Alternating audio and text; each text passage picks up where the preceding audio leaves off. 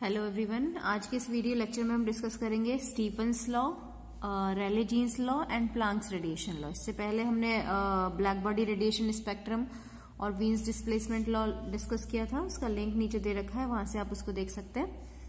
तो Stefan's law basically इसको भी ब्लैक बॉडी रेडिएशन से ही डिफाइन किया गया। ब्लैक बॉडी रेडिएशन स्पेक्ट्रम का कर्व क्या बताता है हमें? ब्लैक बॉडी रेडिएशन स्पेक्ट्रम का कर्व हमें टेम्परेचर के साथ एनर्जी और वेवलेंथ किस तरह से वेरी करती है वो शो करता है, राइट। यहाँ पे देखो, ये T1 टेम्परेचर पर हमें लैम्डा m1 मिलता है, T2 पर लैम्डा m2 और T3 पर लैम्डा m3 मिलता है ब्लैक बॉडी रेडिएशन स्पेक्ट्रम में।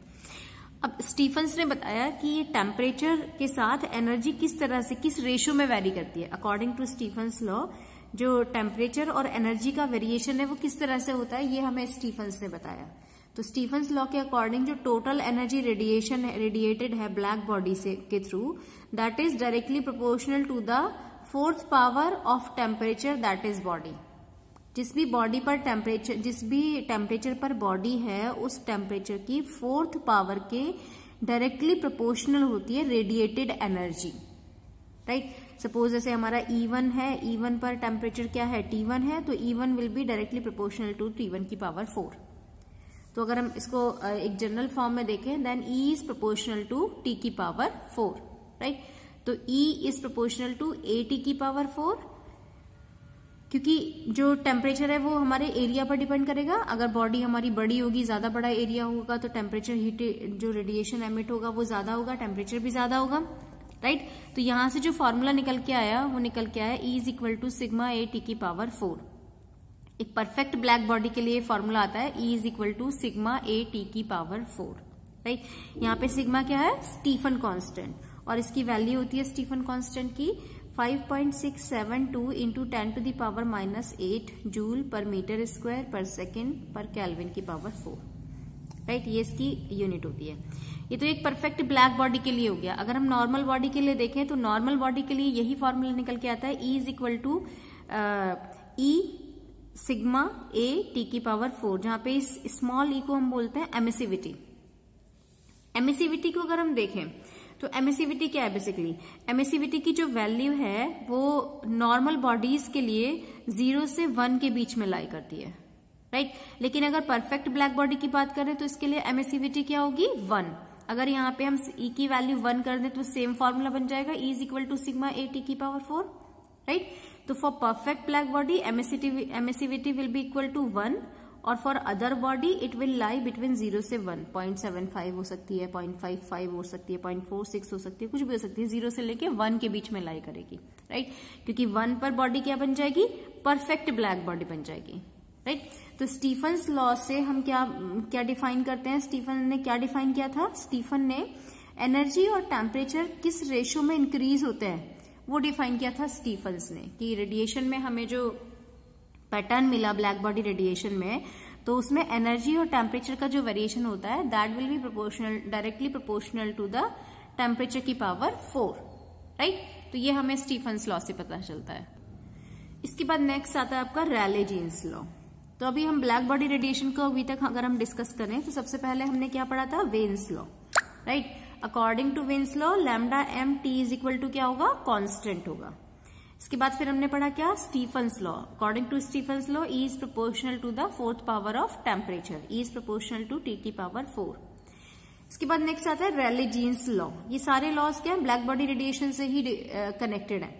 रेले जीन्स लॉ बेसिकली क्या है, रेले जीन्स लॉ जो है वो क्लासिकल मैकेनिक्स के कंसेप्ट पर डिफाइन किया गया। रेले ने बेसिकली एनर्जी को डिफाइन किया था कि जो रेडिएशंस में एनर्जी निकलती है उसको हम किस तरह से कैलकुलेट कर सकते हैं। लेकिन इनका ड्रॉबैक ये था कि ये सिर्फ लार्ज वेवलेंथ के लिए ही वैलिड था, शॉर्टर वेवलेंथ को ये एक्सप्लेन नहीं कर सकता था, शॉर्टर वेवलेंथ पे ये क्या था, एप्लीकेबल नहीं था। उसके बाद प्लांक्स रेडिएशन लॉ आया। प्लांक्स ने भी सेम एनर्जी को ही कैलकुलेट किया, पर उन्होंने एक पार्टिकल कंसेप्ट को लेते हुए उसको एक्सप्लेन किया। यहीं से क्वांटम मैकेनिक्स की भी शुरुआत हुई। तो प्लांक्स लॉ जो था वो हर एक वेवलेंथ के लिए सुटेबल था। वो शॉर्टर वेवलेंथ पर भी एप्लीकेबल था और लार्जर वेवलेंथ पर भी एप्लीकेबल था, ठीक है। तो रेले जीन्स के अकॉर्डिंग देखें तो रेले जीन्स ने बताया कि जो स्पेक्ट्रम की एनर्जी होती है, अगर हम फ्रीक्वेंसी बेस पर देख रहे हैं, फ्रीक्वेंसी बेस पर एनर्जी देख रहे हैं, तो जो ब्लैक बॉडी रेडिएशन स्पेक्ट्रम है उसकी जो एनर्जी होगी वो क्या होगी, number of modes of vibration into KT। KT क्या है यहाँ पे, बेसिकली एक क्यूबिकल कैविटी अगर हम ले लेते हैं तो according to Rayleigh Jeans cavity के अंदर क्या होता है, बहुत सारे मोड नंबर ऑफ वाइब्रेशंस होती है, राइट। अगर उन बहुत सारे नंबर ऑफ मोड वाइब्रेशंस को एक मोड की एनर्जी से मल्टीप्लाई कर दिया जाए तो टोटल क्यूबिकल कैविटी की एनर्जी कैलकुलेट हो जाएगी। बहुत सारी वेव है अंदर, बहुत सारी नंबर ऑफ वेव्स है, नंबर ऑफ वाइब्रेशंस है, अगर उसको हम एक नंबर ऑफ वाइब्रेशन से मल्टीप्लाई कर देंगे, जो कि एक वाइब्रेशन की एनर्जी क्या थी, KT, हाफ KT उसमें पोटेंशियल एनर्जी होती है और हाफ KT उसमें काइनेटिक एनर्जी होती है, तो दोनों को मिला के टोटल एनर्जी क्या बन जाती है, KT बन जाती है, राइट। तो एक मोड की एनर्जी से अगर मल्टीप्लाई कर दें तो टोटल एनर्जी हमारे पास मिल जाएगी पूरे स्पेक्ट्रम की जो भी उसमें बन रहा है। तो यहाँ पे वही किया इन्होंने, नंबर ऑफ मोड्स को कैलकुलेट किया, तो नंबर ऑफ मोड्स की वैल्यू आती है 8 pi nu square upon C³ d new, और उसको मल्टीप्लाई कर दिया KT से, तो टोटल एनर्जी को इन्होंने यहाँ पे कैलकुलेट किया इन टर्म ऑफ वेवलेंथ। अगर इसी एनर्जी को हम कन्वर्ट करें लैम्डा की टर्म में, तो देखो nu is equal to C by lambda होता है, राइट। Nu is equal to C by lambda, इसको डिफरेंशिएट कर दे हमने, d nu is equal to क्या हो जाएगा, minus C by lambda square d lambda, C constant है, 1 अपॉन लैम्डा को डिफरेंशिएट करोगे तो माइनस 1 अपॉन लैम्डा स्क्वायर आ जाएगा d लैम्डा, राइट। ये दोनों वैल्यूज न्यू की और d न्यू की, ये वैल्यू उठा के कहा हमने इक्वेशन 1 में पुट कर दी, ठीक है। ये दोनों वैल्यूज इक्वेशन 1 में पुट कर दी, इक्वेशन 1 में वैल्यू पुट कर दी तो हमारे पास लैम्डा की टर्म में इक्वेशन आ जाएगी। ये अंडरस्टूड है। जब हम फ्रीक्वेंसी की टर्म में इक्वेशन लिखते हैं तो न्यू d न्यू लिखते हैं, जब ये लैम्डा की टर्म में आएगी तो लेफ्ट हैंड साइड में automatically e lambda d lambda आ जाएगा। तो ये वैल्यू हमने यहाँ पे पुट कर दी, 8 पाई न्यू की जगह क्या पुट कर दिया, C बाई लैम्डा, तो यहाँ पे आ जाएगा C square by lambda square, d new की जगह क्या आ जाएगा, C by lambda square d new minus into KT, right. अब यहाँ पे देखो ये कैंसिल, जो टर्म हमारी कैंसिल हो रही है उसको कैंसिल कर देंगे, C स्क्वायर इंटू C, ये C³ बन जाएगा, तो ये C³ कैंसिल हो गया, क्या बचा 8 पाई अपॉन लैम्डा की पावर 2 यहाँ पे, 2 यहाँ पे, लैम्डा की power 4 d lambda KT, right. Negative sign को यहाँ पे नेग्लेक्ट कर देंगे क्योंकि हम एनर्जी की बात कर रहे हैं, तो एनर्जी नेगेटिव में नहीं होगी, तो negative sign will be neglected. अब इसका जब कर्व बनाया गया, ये जो हमारे पास निकल के आया लैम्डा और एनर्जी का फॉर्मूला, इसका जब हमने कर्व बनाया तो हमें कुछ इस तरह से कर्व मिला। ये एनर्जी हो गई वाई एक्सिस पर, इधर हमारा लैम्डा हो गया, राइट। तो जब हमने शॉर्टर वेवलेंथ के लिए कर्व, शॉर्टर वेवलेंथ मतलब कि जब हम एनर्जी को इंक्रीज करते जा रहे हैं तो वेवलेंथ हमारी डिक्रीज होती जा रही है, इस कर्व के थ्रू यही पता चल रहा है हमें। यहां से हम देखें एनर्जी को हम बढ़ाते जा रहे हैं तो वेवलेंथ हमारी डिक्रीज होती चली जा रही है, राइट।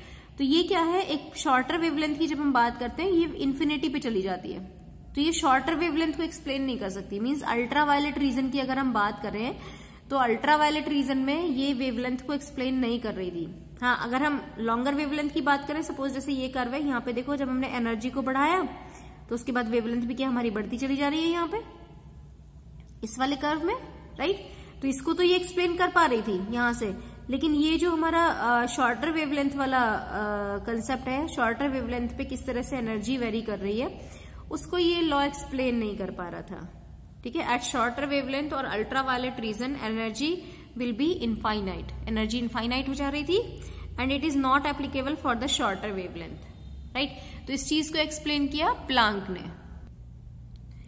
अगर हम प्लांक रेडिएशन लॉ को देखें तो प्लांक की जो अजम्पशन थी वो क्या थी, प्लांक ने बोला कि जो एनर्जी है, energy of oscillator is not KT, energy जो है वो KT नहीं होगी बल्कि हर एक ऑसिलेटर की अपनी एक फ्रीक्वेंसी होगी, ठीक है। और जो एनर्जी है वो हर एक ऑसिलेटर की फ्रीक्वेंसी पर डिपेंड करेगी, न्यू पर डिपेंड करेगी। प्लांक के अकॉर्डिंग जितने भी ऑसिलेटर्स हैं वो hν एनर्जी रखते हैं और न्यू एनर्जी जो है वो हर एक ऑसिलेटर की अपनी एक एनर्जी होगी, और जो फ्रीक्वेंसी है वो एक फ्रीक्वेंसी से नंबर ऑफ मोड को एक ऑसिलेटर की फ्रीक्वेंसी से मल्टीप्लाई करने पर हम नहीं कैलकुलेट कर सकते अकॉर्डिंग टू प्लांक्स के अकॉर्डिंग। हमें जितनी भी अंदर नंबर ऑफ ऑसिलेटर्स हैं उनकी एवरेज एनर्जी अगर हम लेके उसको नंबर ऑफ मोड से मल्टीप्लाई करते हैं तो हम उसको टोटल एनर्जी को कैलकुलेट कर सकते हैं।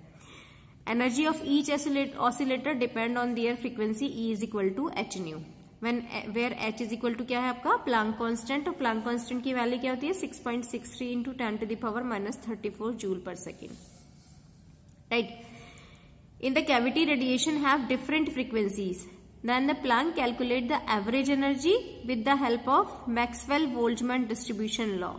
मैक्सवेल-बोल्ट्जमैन डिस्ट्रीब्यूशन लॉ से ऑलरेडी हमारे पास एवरेज फ्रीक्वेंसी का फॉर्मूला है जो प्लांक ने यूज किया. E average is equal to H nu upon E की power H nu upon K T minus 1. Means Planck के अकॉर्डिंग हमें जो नंबर ऑफ मोड्स हैं उसको के टी से मल्टीप्लाई नहीं करना चाहिए बल्कि इस एवरेज एनर्जी से मल्टीप्लाई करना चाहिए, तो हम टोटल एनर्जी स्पेक्ट्रम की निकाल सकते हैं अकॉर्डिंग टू प्लांक्स.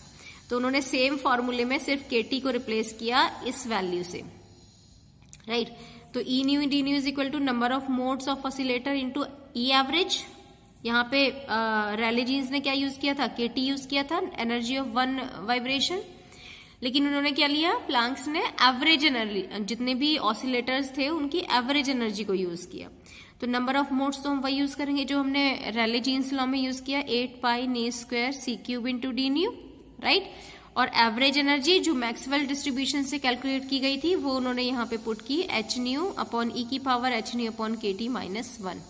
तो ये फॉर्मूला निकल के आया. थोड़ा कॉम्प्लिकेटेड फॉर्मूला था पर ये फॉर्मूला दोनों ही वेवलेंथ को एक्सप्लेन करने में सक्सेसफुल था, शॉर्टर वेवलेंथ के लिए भी और लार्जर वेवलेंथ के लिए भी. सेम इसको ई लैम्डा, अगर हम लैम्डा की फॉर्म में कन्वर्ट करें तो लैम्डा की फॉर्म में न्यू को क्या, न्यू को रिप्लेस कर देंगे सी बाई लैम्डा से, और d nu is equal to minus C by lambda square d lambda से रिप्लेस कर दिया इस फॉर्मूले को. तो इस फॉर्मूले में हमने वैल्यू पुट कर दी. वैल्यू पुट करने के बाद जो फॉर्मूला निकल के आएगा वो हो गया E lambda D lambda is equal to 8 pi C H upon lambda की पावर 5 इंटू 1 अपॉन ई की power H nu upon K T minus 1, right. यहाँ पे भी हमने नेगेटिव साइन को इग्नोर किया है क्योंकि एनर्जी जो है वो नेगेटिव में नहीं होगी, ठीक है. तो ये हमारा फ्रीक्वेंसी की टर्म में टोटल एनर्जी का फॉर्मूला है और ये वेवलेंथ की टर्म में टोटल एनर्जी का फॉर्मूला है according to Planck. I hope ये वीडियो आपको समझ में आया होगा. Thanks for watching this video.